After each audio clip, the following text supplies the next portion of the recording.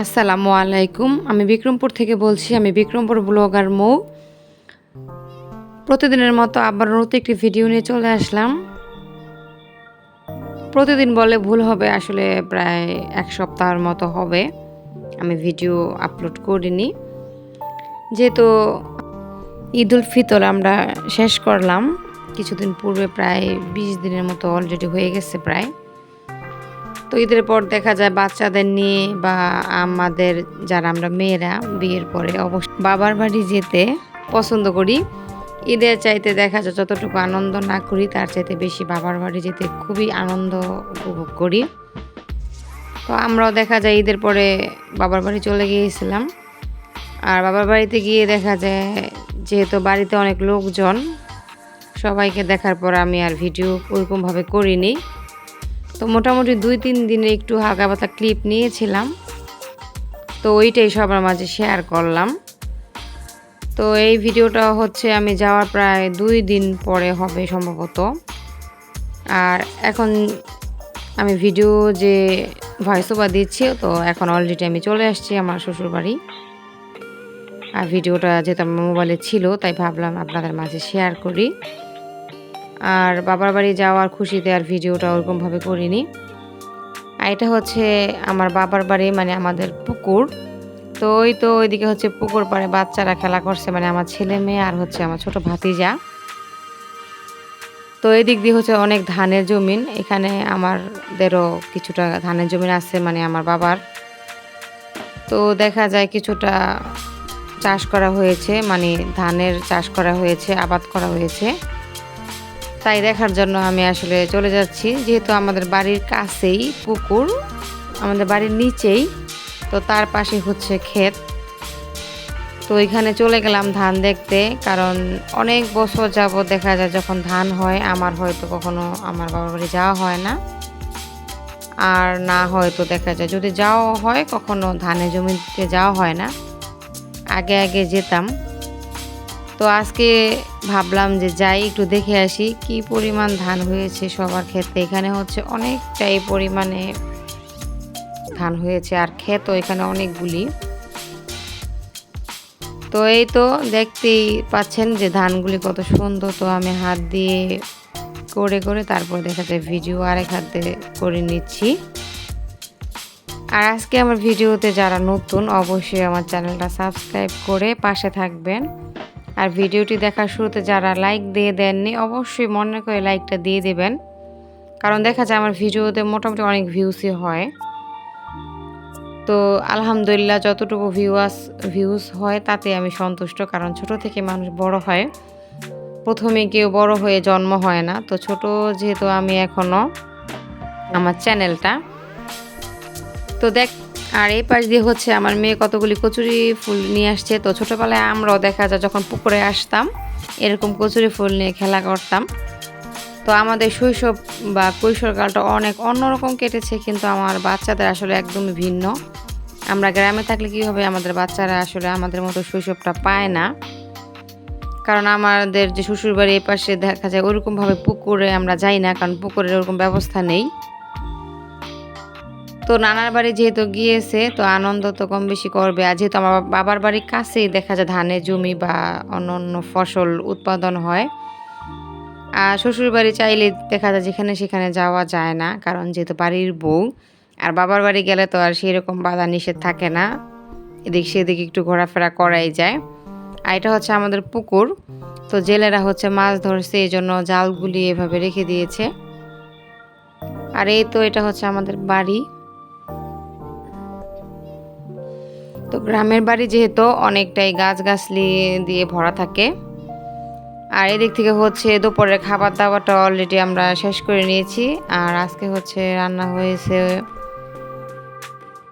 হলো পুঁটি মাছ দিয়ে ধুন্দুল দিয়ে গরুর মাংস আর রোস্ট পোলাও কী যেন হয়েছে। তো ভিডিওটা একটু ধরেছিলাম।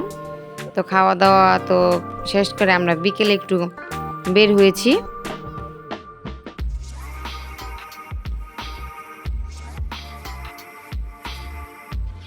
আর এটা হচ্ছে আমাদের বাড়ির ঠিক অন্য পাশে। তো এটা হচ্ছে আরেক দিনের হয়তো ভিডিওটা, ওই দিনকার ভিডিও না। তো আমি প্রথমে বললাম যে ২-৩ দিনকার কিছু ক্লিপ আমি নিয়েছি। আসলে আমি যেহেতু প্রফেশনাল ভিডিওগ্রাফার না বা ইউটিউবার না, আমার এই জন্য সবসময় সব জায়গায় আমি ভিডিও আসলে ধরতে আমার আনইজি লাগে। আর এই দিক দিয়ে হচ্ছে বাচ্চাদের নিয়ে একটু বের হলাম। এটা হচ্ছে আমাদের বাড়ির পেছনের সাইড।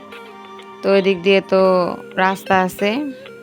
তো আমাদের গ্রামটা এখনো অনুন্নত, রাস্তাঘাট তেমন একটা পাকা হয়নি, এখনো কাঁচা রাস্তা আছে।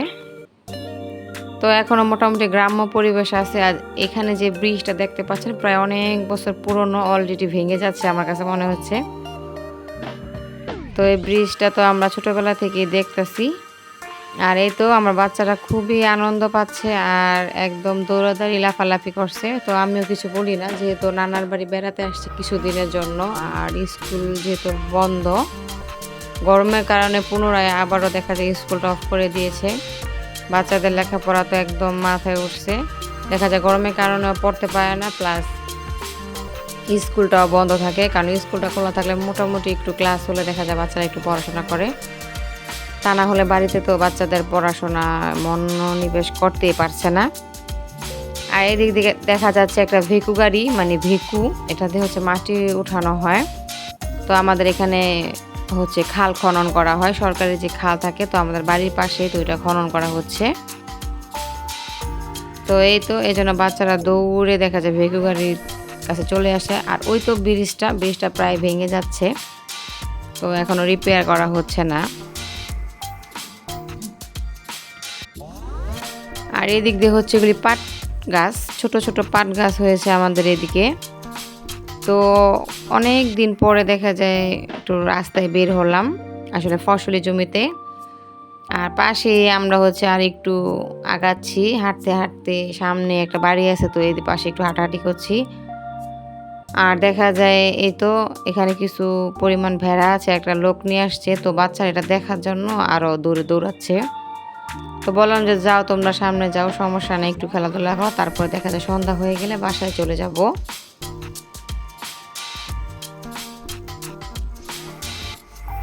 আর এটা হচ্ছে তার পরের দিনের ভিডিও।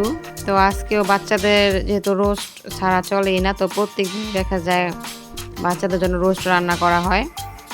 আমার ছেলে তো দেখা যায় রোস্টটা খুবই খেতে পছন্দ করে। তো আর রান্না হচ্ছে চিংড়ি মাছ দিয়ে, করলা দিয়ে, আর হলো ডাল ভাত। আরও রান্না করা হয়েছে পোলাও বাচ্চাদের জন্য, মোটামুটি পোলাও না, এটা হচ্ছে বিরিয়ানি। আজকে হচ্ছে বিরিয়ানি রান্না করা হয়েছে। আর যেহেতু আমার হাজব্যান্ড বিরিয়ানিটা খাবে না, তো ওর জন্য ভাতটা রান্না করা হয়েছে মেনলি, তা না হলে আমরা অবশ্য বিরিয়ানি সবাই খাবো। আর বাচ্চারা তো অবশ্যই বিরিয়ানি পেলে আর কিছুই খেতে চায় না। তো এই তো এখন আমরা দুপুরের খাবারটা খেয়ে নিব। তো আমি প্রথমে বাচ্চাদের এখন খাবার দিয়ে দেবো খেতে।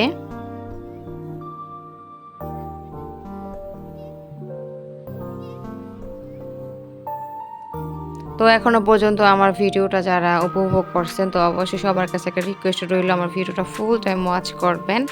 আর অবশ্যই আমার পাশে থাকবেন, ভিডিওটি দেখার শুরুতে মনে করে ছোট্ট একটা লাইক দিয়ে দেবেন। আর যারা যারা সাবস্ক্রাইব করেননি করে দেবেন অবশ্যই। আর যারা করেছেন তাদের তো আর কিছু বলার নেই, অসংখ্য ধন্যবাদ জানাই আমার মন থেকে। আর আমার ভিডিওটা দেখতে থাকুন। যদি কোনো ভুল ত্রুটি হয়ে থাকে বা কোথাও কিছু জানার থাকে, অবশ্যই আমাকে কমেন্টসের মাধ্যমে জানাবেন আমার ভিডিওটি তৈরি করা কেমন হয়েছে। আর এটা হচ্ছে সন্ধ্যাবেলা, এটা আমরা এখন হচ্ছে পায়েস খাচ্ছি। তো সেমাইও রান্না করা হচ্ছে, আর এদিক দিয়ে হচ্ছে আমরা পায়েস খাচ্ছি। এটা হচ্ছে আমার ভাবি নিয়ে আসছে তার বাবার বাড়ি থেকে।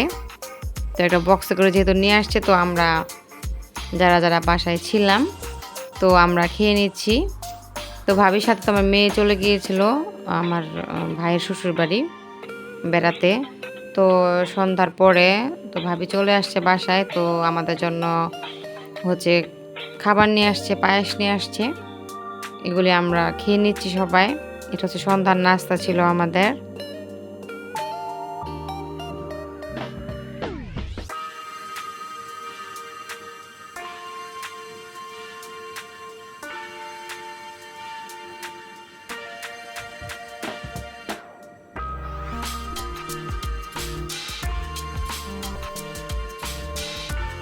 আর এটা হচ্ছে নেক্সট ডে। তো মোটামুটি আমি প্রায় 5-6 দিনের মতো হবে থেকেছিলাম।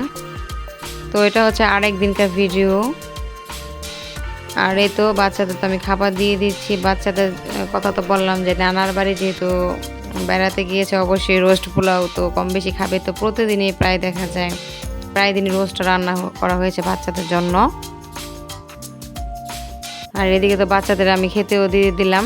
তো এখানে আমার মেয়ে আর ছেলে আর ছোটো ভাতিজা, বড় ভাতিজাকে দিয়ে দিয়েছি।